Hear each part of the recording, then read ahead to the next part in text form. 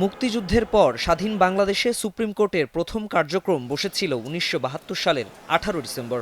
এরপর থেকে দিনটিকে সুপ্রিম কোর্ট দিবস হিসেবে পালন করা হয়। বৃহস্পতিবার বিকেলে সুপ্রিম কোর্ট দিবস উপলক্ষে এই আনুষ্ঠানিকতায় উপস্থিত ছিলেন প্রধান বিচারপতি সহ বিচার বিভাগের ঊর্ধ্বতন কর্মকর্তারা।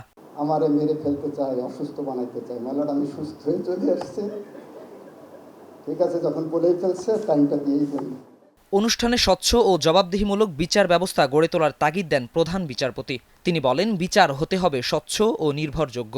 The Supreme Court of Bangladesh has emerged as a key actor in the comparative constitutional discourse within South Asia, striving towards a universal normativity by invoking values and principles that resonate with the global human experience, while simultaneously respecting our unique social, cultural, and contextual realities.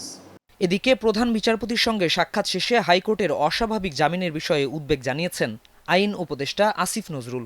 তিনি বলেছেন, উচ্চ আদালত আইন মন্ত্রণালয়ের নিয়ন্ত্রণাধীন নয়। উচ্চ আদালতে 4 ঘন্টায় 800 কেসে জামিন দিয়েছে। এটা মানুষের পক্ষে কোনো সম্ভব কিনা এটা করা? জামিন নিয়ে যে বাণিজ্য চলছে, জামিন নিয়ে যে অরাজকতা চলছে, সেটা বন্ধ করার জন্য পুলিশকেও আমাদের সাথে কাজ করতে হবে। পুলিশ অনেক ক্ষেত্রেই করছে, কিছু কিছু ক্ষেত্রে করছে না। সেই সমস্ত ক্ষেত্রে আমরা পুলিশের কাছেও আমাদের উদ্বেগের কথা জানিয়েছি।